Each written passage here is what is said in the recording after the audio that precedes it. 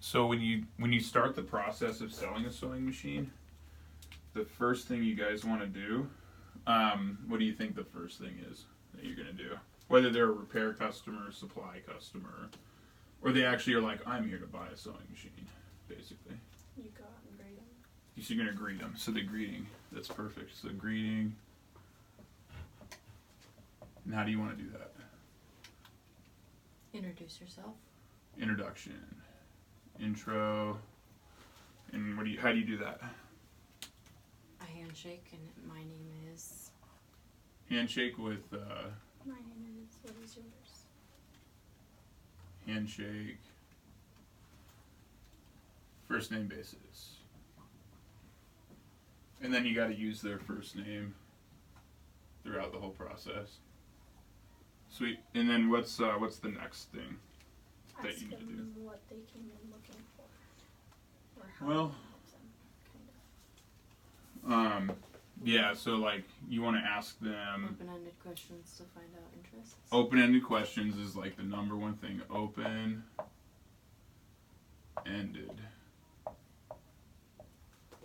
questions.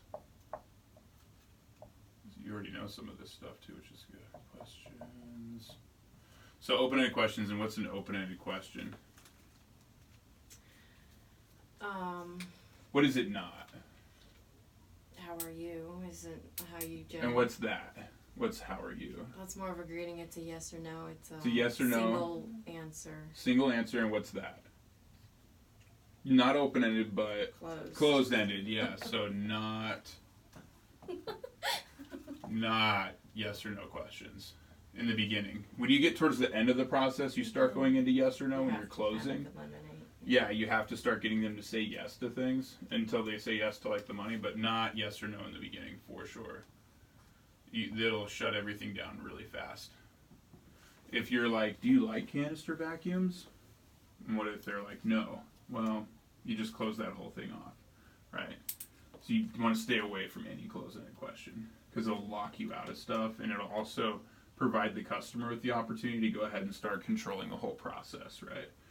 So they'll start asking you, they'll be like, no, but what I wanted to ask you is like blah, blah, blah, blah, and now you're going to like start reacting to their questions, and they can actually start like running you around the store, and like, so you definitely don't want to ask people what kind of sewing machine are you looking for, or what kind of vacuum are you looking for, because now you just kind of just told them to tell you what to sell them. So that's not really like doing your job as a salesperson. You got to fit them into something. So it was asking, what are you looking for? What brings you in today? A reasonable question. Yep. At least After finds which direction of the room you go to. At least. Exactly. Yeah. So you can do that as an open-ended question to start. Is like, what brings you in?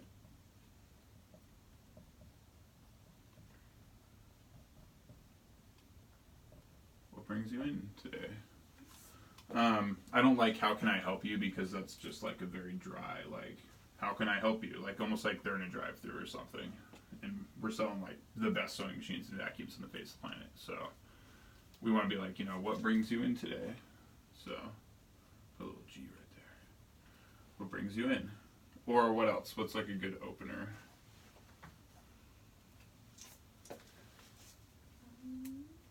What kind of sewing do you do? Would that be That's a good question. So if you know they're a sewer kind of, you can be like, what kind of sewing do you do? They might be like, I'm here for a vacuum thing. And you'd be like, oh, and then you just transition right over to like a vacuum question. Okay. It's a little bit more specific, but that's great because that's most of our customers here are sewing customers. So like, what kind of sewing? That's great. Another version of this that works really well is what information can I get you today? What information can I help you with?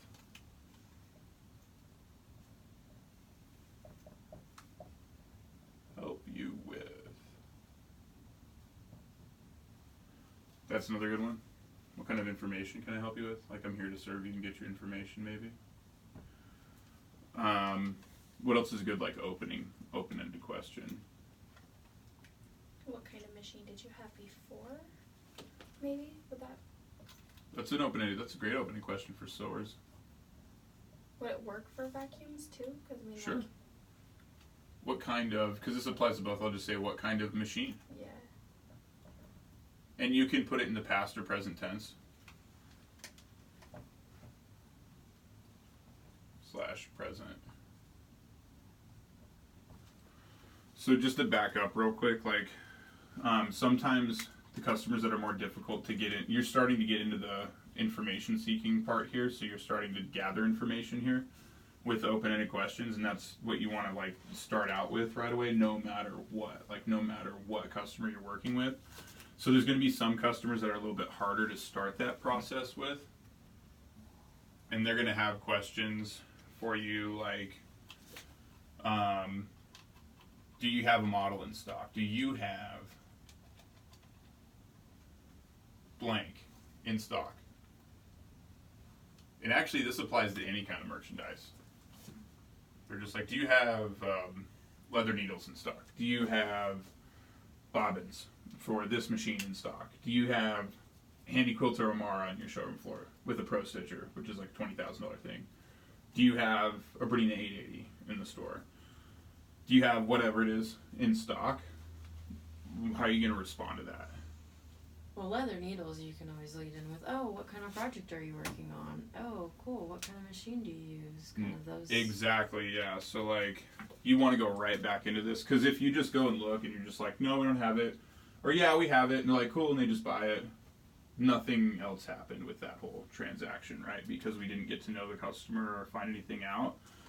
So, that's another thing you can do. What kind of project? That's another open-ended question. Kind of project. Right? So how do you deal with it when they ask for like a specific machine? Yeah, so do you have let's try that. We've had a lot of the Brother XP ones lately. Do you have, it's like the best machine in the world right now, and it's a top of the line model. So, and we are technically a Brother dealer here. So it's like, so our secret shoppers are doing that a little bit, that model, and some other models, but you guys only got shopped twice last month. So if you have more than two of those, there's probably actually legitimate people asking for it, which they have at this location already too. So, but like, let's say do you have blank model in stock? Or even better yet, they follow that up with, and what's the price?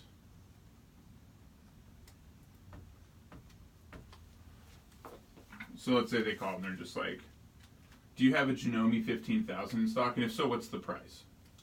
Let's say that's just like how they lead. Which they do. What do you want to do? Just always remember the sales process has to be done in order, in those steps, in the way that you can do it. So just go through the process. Like somebody calls in and they're like, I want a Janome 15,000. And what's the price? What's your first thing? You say, yeah, let me get you some information. My name's Andrea. What was your name again? Boom. Exactly. What's your name?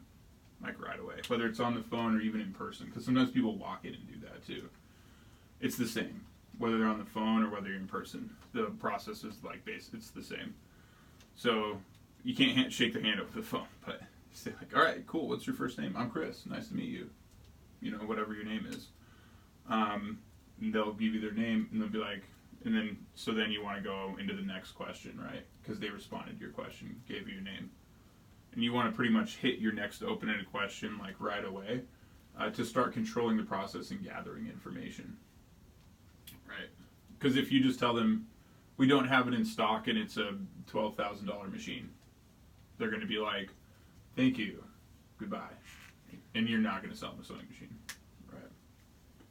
And you want to be prepared for this because there's like hundreds of different models of sewing machines and we can only stock like the best ones we can for our showroom. And we do have something for everybody here in this store. We really do. Like we just got to get to know and build a relationship with them. So say you get their first name, what would be like the next thing for that customer, you think? What interests you in that machine, maybe? That's a really good question. Why are you asking about that particular model? What, I can definitely help you with your question. Always like confirm people. I can definitely help you with your question. I got to get some information. What interests you in that machine? So why are you asking? This is called link back to blank. You can actually turn a lot of questions into your own open-ended questions by just saying, why are you asking about blank? Which is a great way for you to then have them give you more information to continue the process of asking open-ended questions. So, why are you asking about a Janome 15,000? Or if somebody was like, do you have leather needles in stock? Why are you asking? Sure, let me go ahead and check on that for you, no problem. Why are you asking about leather needles? Right? Or they're like, I'm calling about the Brother XP1 machine. Wow, that's great. I'd love to get you some information on that. Why are you calling about the Brother XP1? What made you hear about that? Or whatever. So why are you asking about blank is a great open-ended filler, basically, that you just link back to whatever it was they said before. You can just fill it right in right there, pretty much. So let's say they give you an answer. So you say, what kind of machine do you have now or had before? What kind of information can I help you with? Well, I was looking into blah, blah, blah.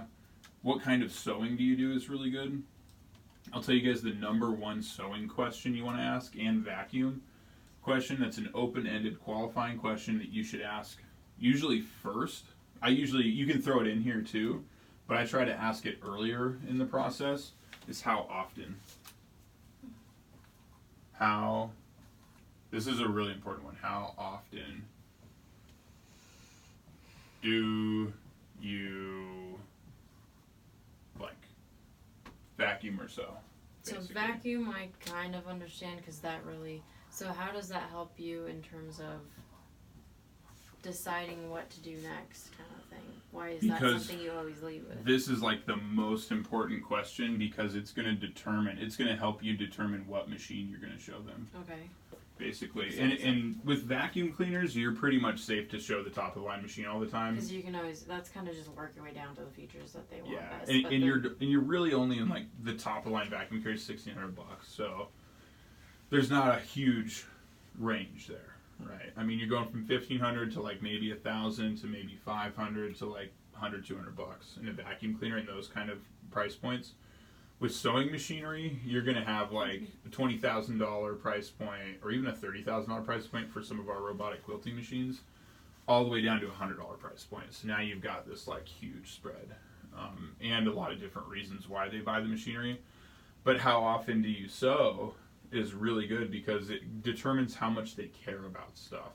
So like the example of the lady today that had the Imagine serger with no needle threader, if she sews every day, that little needle threader thing might be worth $5,000 to her because she would use it a lot. So utility of use raises the value of benefits, basically. Mm-hmm. So if you sew every day, a needle threader is like phenomenal, right? If you sew like once a month, it's kind of might matter, might not, yeah. But that once a month, they may be doing something very specific that they want a specific benefit on one of the machines for. So you got to kind of listen to that and find out. But that's why this process with sewing machines is like even more important because we got to figure out like what they're doing and how often they do it and why they do it. So there's so many various options. Yep. So what you're looking at is the whys, why, what, and hows. This is how all your open-ended questions should start. Why, what, and how. Why do you do that? What do you do with it? How do you do it? How often do you do it? Or like a how is kind of like a show me almost sometimes. If you're not asking about how often or, you know, that sort of thing, you might be like, how do you do it? You might say like, how do you finish your quilts? Because there's multiple ways to do that. They could stitch in the ditch. They could free motion. They could do it on a long arm. They might be paying someone to do it to finish their quilts for them. So just because they say they finish quilts, you got to qualify that and be like, how do you finish your quilts to kind of get that answer? Or they might say, well, I float my embroidery, like I float my projects in embroidery. Be like, well, what do you mean by that? How do you float your embroidery? And I have no problem if I don't know something, asking the customer, what do you mean by whatever, fill in the blank, when they describe something. And that's actually how I've learned like 90% of what I know about like sewing and machinery is actually just working with my customers through this process. I've learned things from going to trainings or reading or whatever, but I've spent the majority of my time with customers, like just in the front of the store, sitting with them and being like, what do you mean by stitch in the ditch? Or what are you talking about with like invisible zipper or something, you know? And then they explain it to me and I see it. And because of that, I've learned a lot about sewing from people that have sewn for like decades. You know, those are the people that can tell you the most and really understand it. And then when you learn that and you can kind of repeat it or say those things to other people that have been around for a long time, they respect it. And they'll just be like, oh, you know what you're talking about. And you can help me a lot more. Even if you don't know how to do it, you just know what it is, you can help them a lot more just by knowing what it is. So usually you want like, so we've got like 1, 2, 3, 4, 5, 6, 7, 8 kind of examples. Usually you want about a dozen open-ended questions. So give me like 4 more.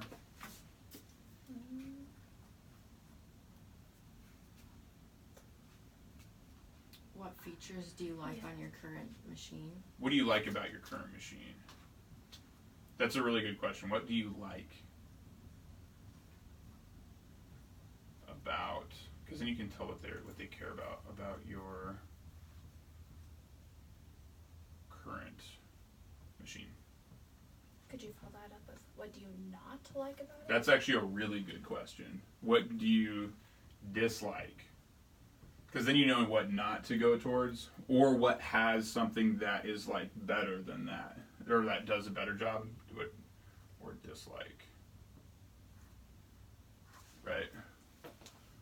/ dislike, I guess. And then I guess in the same vein, what do you wish your machine could do? Yeah, and that's even better, because that's like an inspirational thing. Something. Yeah, so like, what do you wish?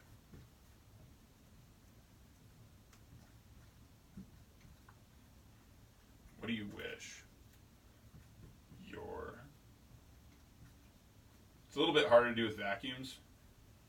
What do you wish your machine did? But with sewing machines, it's way more applicable because everybody does like different stuff too. So let's like 2 more. Let's see.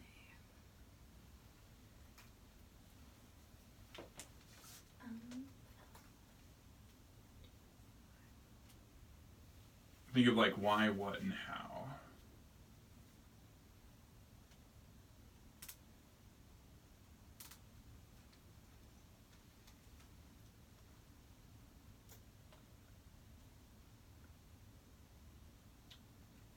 And you can actually do combinations of like the end of these questions, like, so like what kind of project are you working on? You could say, how long did you work on your last project? Just as an example, because they might be like, I worked on my last project for 2 years. You'd be like, whoa, and they'd be like, look at this thing, or whatever, and you're like, oh. So think of it kind of in that context. Like 2 more open-ended questions. How long are you going to have this machine? How long? How long do you want to own it, or how long are you going to have it? Or how often do you replace your machines? That's a really good question. Going to have... how often? That's a really good question for vacuum people. If you're like, how often do you replace your vacuum? And they're like, every 6 months. You're like, okay. Wow. You need a new vacuum. I know people like that. Like, you'll meet people like that vacuum like multiple times a day because they have a bunch of animals and stuff. And you'd be like, how often do you replace your vacuum? And they're like, every year. I just buy a new vacuum. It's like, okay, you need a better vacuum. Even if you bought one of our like midline ones, you'd be in better shape. So definitely need a recar. How often do you replace your unit? Okay. So the next step, so like basically, you guys just want to practice this with every single customer. I don't care what they come in for, you're not wasting your time with customers when you ask them questions and you hang out with them and you like get to know them and stuff.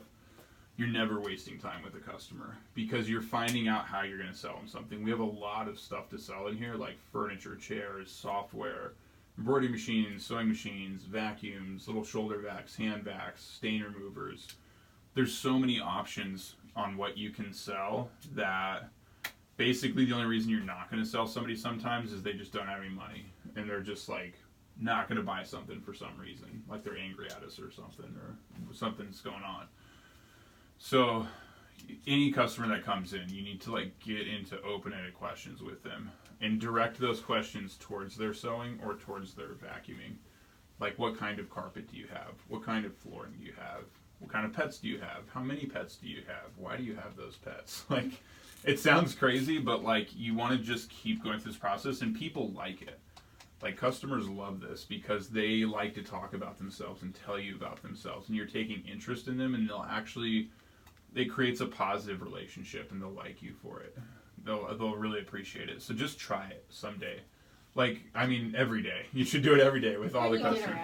I mean, just try it. Like, just think 12 is the magic number. Basically, is like you want like a dozen open-ended questions, and the more technical your customer is, like the more kind of high level like sewing person, like if they sew like all the time and they do a lot of technical things. Until you're like 1,100% on like understanding your customer and what's going on, sometimes those customers end up with a lot more questions because they're doing a lot more and they have a lot more to understand. And usually they're totally cool with telling you. And the good thing is if they're an educated customer, if they already know something about the product, if they're like, I already researched it and I know about it, it's like, great. Well, let me ask you some questions about you. You know, like, why did you research that product? How did you find out about that product? What kind of sewing do you do? Like, why are you looking at that vacuum? You know, what kind of flooring do you have? And you kind of keep those questions going. Because customers will tell you to not do your job sometimes as a salesperson. They're actually going to tell you that they already know everything and they just want rock bottom price. I mean, that doesn't happen all the time, but you will get some customers like that. But don't let it deter you from going through this process in a step-by-step fashion. Be like, great, I'd love to help you with that information. Let me get your first name.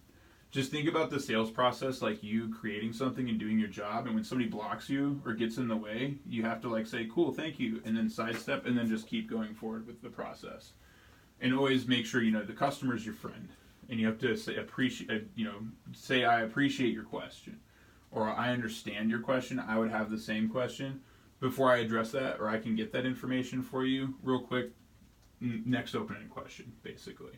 So just keep progressing forward with it. Because what will happen is if you get deterred and you start going off like in their direction or something, you're totally not following this process. And so if they're just like, well, show me this machine over here, show me that machine over there, and you didn't ask any of these questions, you might be demonstrating product to them and you might even have a killer demo. You might even do a really good job, but you might be showing them totally the wrong machine. And they might just be like, well, I'm not interested anyway, and I'm out of time, see you later. Because sometimes people have limited time too. So once you hit the dozen like questions or so, or you feel like you've really gotten to know them, asked them a bunch of questions, you know their first name, and you're going to transition to a demo, like in your head, you're like, man, she does quilting, she likes to free motion, she likes to stitch in the ditch, she's a quilter, right? And she told me she hates embroidery. And you're in your head, you're like, which machine do you think you guys would show that person? Christian. That's a great option. So how do you transition to your presentation? We're not going to talk about the presentation today, like we're almost done here, but like, I have an amazing machine that'll do everything you want. Let's say she's not. That's a great. I would use that for sure. I have an amazing machine to show you. Come over here. But let's say it's not a machine shopper. Let's say you did all of this and she told you all that stuff, and she's here for a yard of fabric. How are you going to show her that, Christiana? Because I did it with your grandma today, with Pam. Like, she came in just for fabric, and she was telling me about some seams she was sewing, and I kept asking her open-ended questions. And I was like, Bernina 770, come over here, Pam, I need to show you something, right? I just went over to it and showed it to her, basically. So how do you approach that transition? Because you go over to the fabric, and you kind of, like you were showing her the fabric, but then you were asking her more questions, and then go, oh, okay, hey, I have a machine that'll work. I have a machine that'll work really well for that. Or I even just say, like, I need to show you something over here. Never, ever, ever ask for a demo. never, ever, ever be like, is it okay if I show you something? Because they're going to be like, no. You just asked a closed-ended question, and you're not to that point yet. You asked a yes or no question. Even if they say yes, it's kind of weird. If you're like, can I show you a machine? And they're like, yeah. Because they're like, are you selling me something? Now you're going to try and sell me a machine. Versus being like, I have an amazing machine to show you over here. Check this out. You want to be in the habit of doing this. If you get this down, asking these open-ended questions and qualifying, and then saying, basically, I have something to show you. Or let me show you something cool, something to that effect that Yeah. would intrigue them or whatever. I have something to show you that's cool. That's why with your presentation, you want to start out with the stuff that really pops. Like usually with sewing machines, it'll be like sewing over 12 layers down, sewing on a ruler, or like with vacuums, it's like hitting the shoelace and like shutting it down. You know, so like, I have something to show you that's cool. I have an amazing machine to show you over here, especially if they're shopping for a machine. They're going to be stoked. But you have to set up the rapport with the customer, and you have to set up the context of a relationship with them, or you're just a salesperson to them. So can I ask you, what were the responses that led you to think I should show her the Bernina 790 or 770 or whatever you showed her? Because I knew that Pam, it goes a little bit deeper with her. Sure, because, you know her, but well, she likes FOF machines. Okay. And FOF machines have something called dual feed, or IDT. It's like a feed system that pulls down the back. Bernina machines have that too, but FOF's had it a lot longer. And Bernina only adopted that like 5 or 6 years ago. So, also, the newer FOF machines are not a German machine anymore. They're not made in the high-quality factories they were before. They're made in Shanghai in China. And they're owned by the same company that owns Viking and Singer sewing machines. They're not as good as these. So like now they use AC motor systems, which are an inferior sewing machine motor, which is just a technical thing, like it's just true. And she was like, when I sew over 4 different seams, like she'll have 2 seams and then 2 seams and she puts them together. Which is like where like a 4-patch kind of comes together like in a quilt. And her needle's hitting that, and she's probably not sewing at full speed because she might be sewing kind of faster, but she's probably not just like hitting it and gunning it to where it's like full torque. She might be kind of going fast, but if you, with those AC motor systems, when the needle isn't going at like full speed, it doesn't have the piercing power it normally would. Whereas a direct current motor, which all Berninas have, it's always 110 volts. So you could go at the slowest possible speed and it'll just pierce through like really thick materials. So that showed her right away. I was like, watch, I'll sew over 12 layers of denim at slow speed, turn it all the way down, the needle's just like, and it just like goes right through. And she was like, whoa. Like, yeah, I've sold a lot of Berninas that way over the last, like, 6 years now. I mean, I've sold Berninas just off of that demo. Like, nothing else. They're just like, okay, I'm going to buy it. Like, right there. Like, on the smaller ones mostly. Not like, when they're spending $10,000, you got to show them a lot more. Yeah. But basically, you want to get to the demo with every single customer. And the only way you're going to do this with, like, needle customers, fabric shoppers. With vacuum people, it's like bag customers, filter customers, repair customers primarily. You want to demo a vacuum to every single person that checks in and repair. The only way you're going to do it is really by getting through this. And like our repair check-in process has some qualifying questions on it, like how often do you use it, how long have you had it, when's the last time it was serviced. Those are good like qualifying questions to get people into the service, like sell them the service. But if you're going to continue on and kind of sell them a vacuum while you're going through the check-in process, you want to kind of go ahead, use their first name and say like, all right, Betty, what kind of dogs do you have at home? You know, oh, okay, Betty, well, do you have kids? You know, do you have grandkids that use the vacuum too? Do you have a cleaning lady that uses it? How often, you know, does your cleaning lady use it? Do you have allergies or asthma, Betty? You know, and use her first name when you ask the questions. And you're checking her in, so then once you get done with that process, you're going to print her claim check, have her sign off on the form. Don't hand her the claim check over the counter. Because as soon as they grab that claim check, their copy over the counter, now they're gone. Now they're already like kind of on their way out the door. You actually want to take your claim check and come around the counter. And you've already done this, right? You've already done like the 12 questions while you're going through the process, which is why a repair is actually like the perfect scenario. You can get a lot of information off people from just checking them in. Yep. Even asking nothing other than that. Sometimes they just start divulging stuff. It's perfect. Yeah, they'll just start talking to you because you're helping them, you're being a service to them, and it's building a positive relationship. And so you got to throw in these other qualifiers while you're doing that. So then you're on like a good basis with them and you just pull that claim check, but it's your ticket to the show is what you want to think about. Take that ticket and go around the counter and say, great, well, I got your copy right here. I've got something to show you over here. Check this out. And to start a demo, that's why the machines have to be demo ready. You should be able to start a demo and impress them with something like right away. Because then you can capture a little bit of their attention. And now all of a sudden you captured some of their time and you pull them into it. So if you can go right to turning that Riccar on if it's plugged in and just hit that shoelace or hit that sand or hit the K-Pock, whatever you like to do that's like really impressive, or the sewing machine's ready, and you have their claim check and you go, hey, I have something to show you over here real quick. Check this out. And you can walk right over to the embroidery machine and press the green button and it's like, whoop. Or the thread is right in the threader and you press the button and it's just like, and threads itself and they're like, whoa. And you're like, yeah. And then you press the green button and it starts to embroider. Then they're like, whoa. And you're like, yeah. And this has this big of a throat. And you start then you start going into presentation mode. So always hold on to that claim check and tell them I have something cool to show you. And you're going to get to your demo as long as you do this stuff. If you don't do this stuff, if you don't ask open-ended questions up front, or you only kind of do, you're just like, hey, what's your first name? Great, you got a sewing machine? How long have you had it? Forever? Cool. Hey, check out this machine over here. They're going to be like, no, I don't want to. And you're pushy. They're not going to like it. So you want them to like it. You want to have some context for things so they feel a lot more comfortable when you're like, this 10 needle machine does 1,050 stitches a minute. They're going to be like, so it works really well for doing freestanding lace, which you told me you love. Now it means a lot more. Versus like, this machine does 1,050 stitches a minute, and I'm a robot. They're going to be like, goodbye, robot. I buy from people, not robots. So just make sure you guys are practicing this. Like, ask lots of open-ended questions, and then say, great, I have something to show you. And go to your demo, and we'll start practicing more presentations. So we have like more killer presentations on sewing machines, and then we'll work with you too to get your vacuum demo down if you don't already have like the step-by-step.